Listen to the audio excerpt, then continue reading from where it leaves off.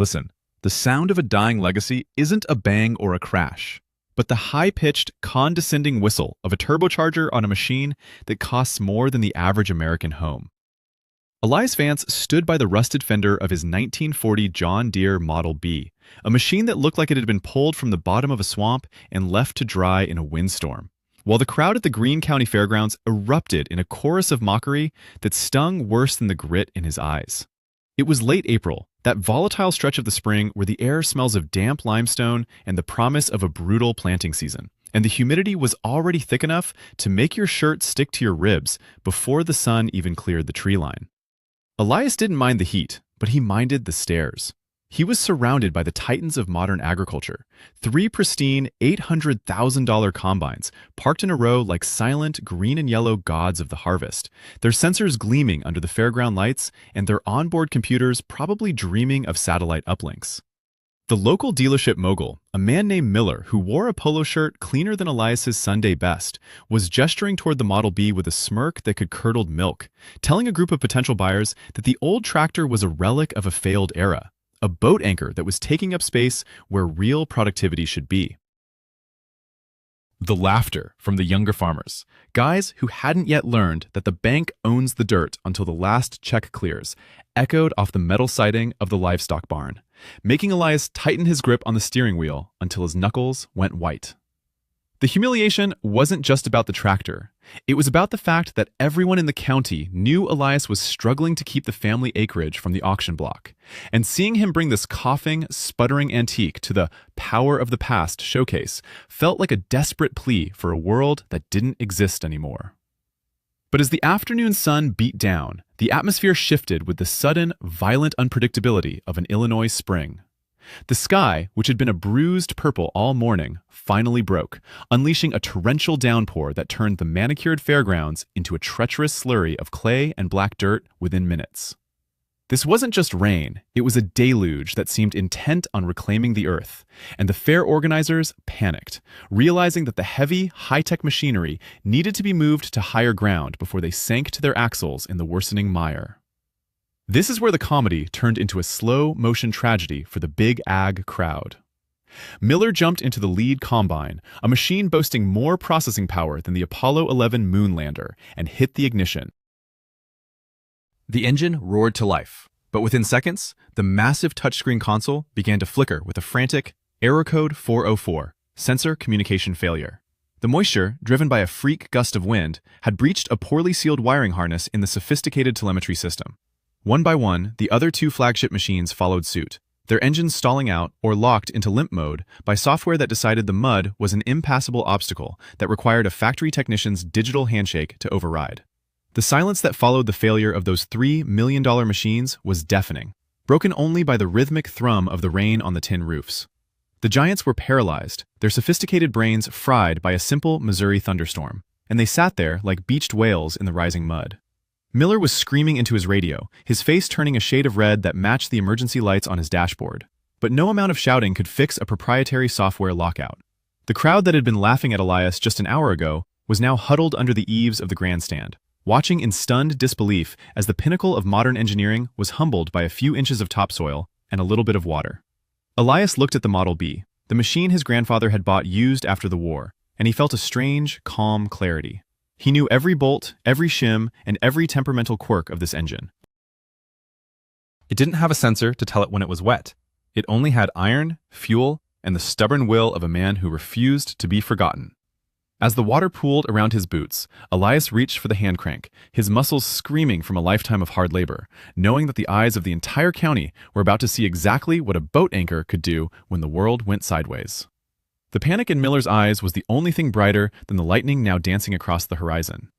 As the rain turned the fairground's black dirt parking lot into a soup of unyielding mud, the local heavy tow contractor, a man they called Big Rick, pulled his massive rotatory rig up to the edge of the asphalt and just shook his head.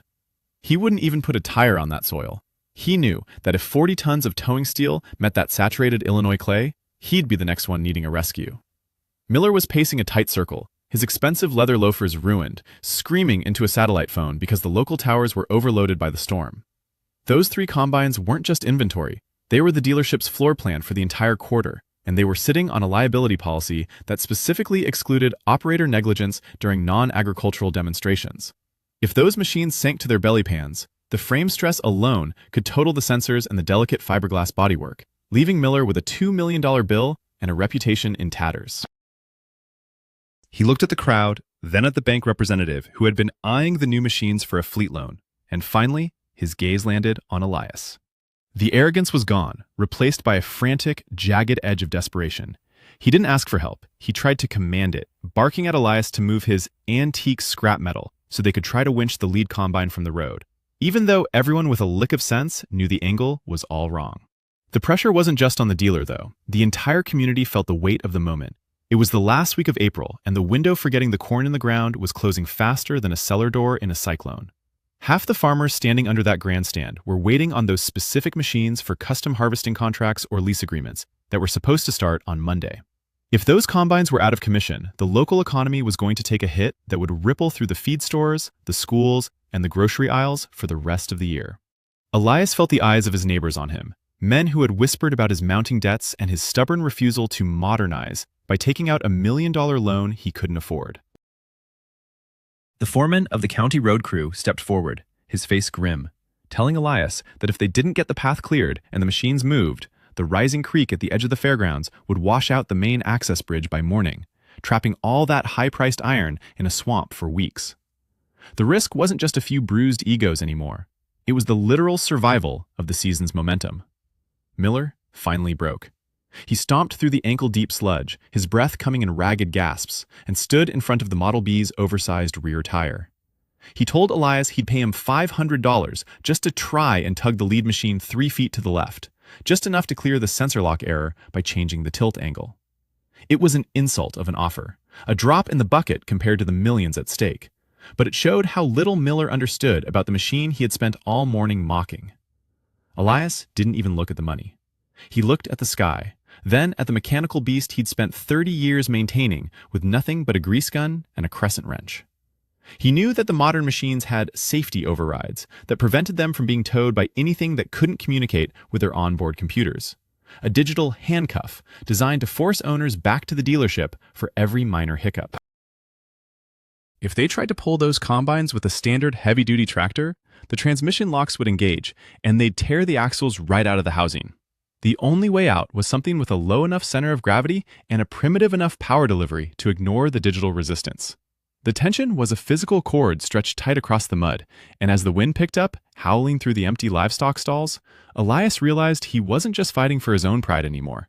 He was the only thing standing between his town and a financial catastrophe that would bury them all before the first sprout of May ever broke the surface. Elias didn't just see a broken machine when he looked at the lead $800 combine. He saw a victim of its own intelligence. While Miller was still frantically scrolling through a digital manual on his tablet, Elias waded through the soup of the fairgrounds to the rear of the paralyzed beast. He knew exactly why the engine was dead and the wheels were locked. It was a classic handshake failure. These modern machines relied on a controller area network, or CAN bus, which acted like a nervous system. A few drops of mineral-rich rainwater had found their way into a diagnostic port that some intern at the factory probably thought was weather-resistant, shorting out the communication between the transmission control module and the engine's electronic brain. To the combine, it wasn't just stuck in mud.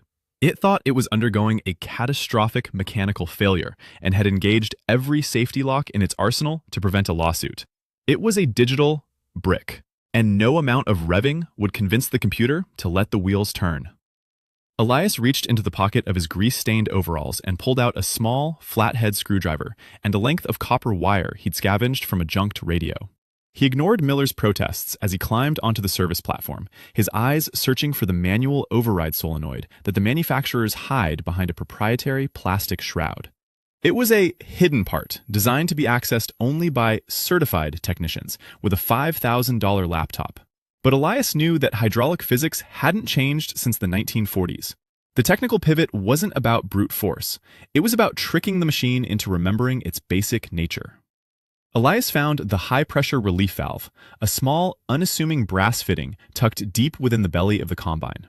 If he could manually bleed the pressure from the parking brake circuit, the planetary gears would technically be free to spin, even if the computer was screaming bloody murder. But there was a catch. If he did it wrong, the weight of the machine would cause it to slide sideways, potentially crushing anyone underneath or snapping the axle like a dry twig. He needed a way to provide a rhythmic, pulsing tension to walk the tires out of the suction created by the Illinois clay. This is where the old-school method came in. He looked back at his 1940 Model B. Modern tractors deliver power in a smooth, continuous stream, but the old Johnny Poppers were different. Their two-cylinder engines fired in a staggered, heavy rhythm, pop, pop, bang, that created a unique harmonic vibration.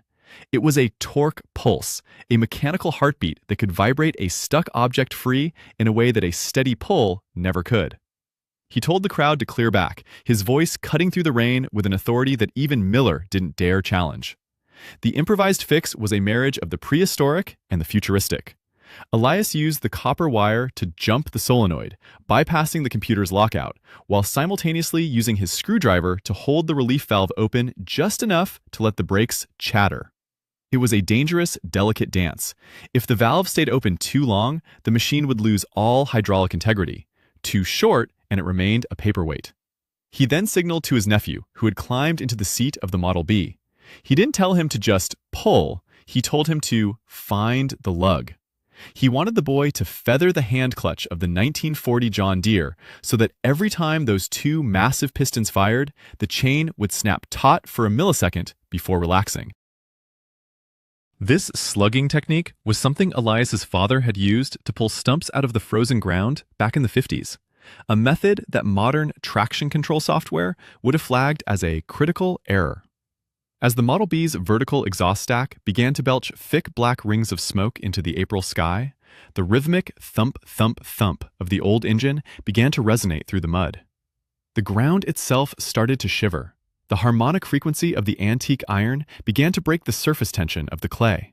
And for the first time in 3 hours, the $800,000 giant let out a low, mechanical groan of surrender. The sound of that 1940 John Deere firing against the load was something no one at the Greene County Fairgrounds would ever forget. It wasn't the smooth, sterile hum of a modern power plant, but a violent, guttural sequence of explosions that felt like it was coming from the very center of the earth. As the heavy logging chain snapped tight, vibrating with a high-pitched hum that signaled it was dangerously near its breaking point, the crowd, once filled with skeptics and hecklers, fell into a tomb-like silence. Miller, the dealership owner who had spent the entire morning treating Elias like a footnote in agricultural history, stood frozen, his mouth slightly agape as he watched the impossible begin to unfold in the churning mud. The massive high-tech combine, a machine that outweighed the little John Deere 5 times over and cost more than a dozen such tractors combined, actually moved. It was only an inch at first, a tiny shudder in the black mire, but that inch was a tectonic shift in the social order of the county. Every time those 2 massive pistons in the Model B reached the top of their stroke and slammed back down, the antique tractor lunged forward, its narrow tires biting deep into the subsoil, finding grip where the wide, expensive flotation tires of the new machines had only found grease. The boat anchor wasn't just pulling, it was performing a mechanical exorcism, dragging the paralyzed digital giant out of its own self-imposed, software-locked coma. You could see the shift in the faces of the younger farmers, the ones who had been recording the earlier mockery on their phones with smirks and snide comments. They weren't laughing now. They were leaning forward, their screens still out, but now they were capturing something they hadn't seen in their entire lives. The triumph of raw, mechanical integrity over programmed obsolescence. The air was thick with the smell of unburned fuel and the metallic tang of hot iron, a scent that seemed to stir something primal and forgotten in the men standing there in the rain. Elias's nephew, perched on the narrow, spring-loaded seat of the Model B, was a study in absolute concentration, his hands dancing between the hand clutch and the throttle, feeling for that precise, elusive sweet spot where the torque wouldn't snap the grade 8 chain, but would keep the combine's massive, sagging frame from settling back into the suction of the clay. It was a masterclass in seat-of-the-pants engineering, a skill that isn't taught in any high-tech school or found in any diagnostic software manual. As the lead combine finally cleared the deepest part of the rut and its wheels began to roll freely on the hard-packed gravel of the access road, a cheer broke out from the grandstands that was louder than the thunder rolling overhead. It wasn't just a cheer for a successful recovery. It was a roar of recognition for a man and a machine they had all prematurely written off. Miller tried to step forward, as if to take charge of the situation, now that the immediate danger had passed. But the look the county road foreman gave him, a mix of pity and hard-earned realization, stopped him dead in his tracks. The power dynamic of the entire county had shifted in the span of 20 minutes. The man with the fancy branded polo and the multi-million-dollar inventory was suddenly the smallest person on the field, while Elias, covered in a spray of black mud and grease, stood by his 1940 relic like a king reclaiming a lost throne. The skeptics who had whispered about Elias's mounting debts and his outdated ways were now looking at their own boots, perhaps wondering if they had traded away too much of their own independence for the sake of a shiny screen and a warranty that didn't mean a thing when the sensors went dark.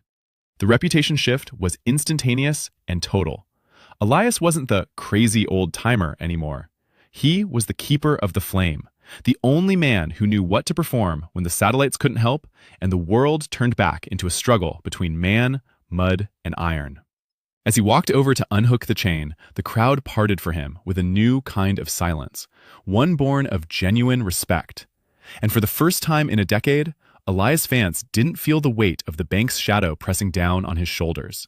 He felt the solid, unyielding strength of his grandfather's steel, and he knew that as long as he had this tractor, he'd never truly be stuck in the mud of progress.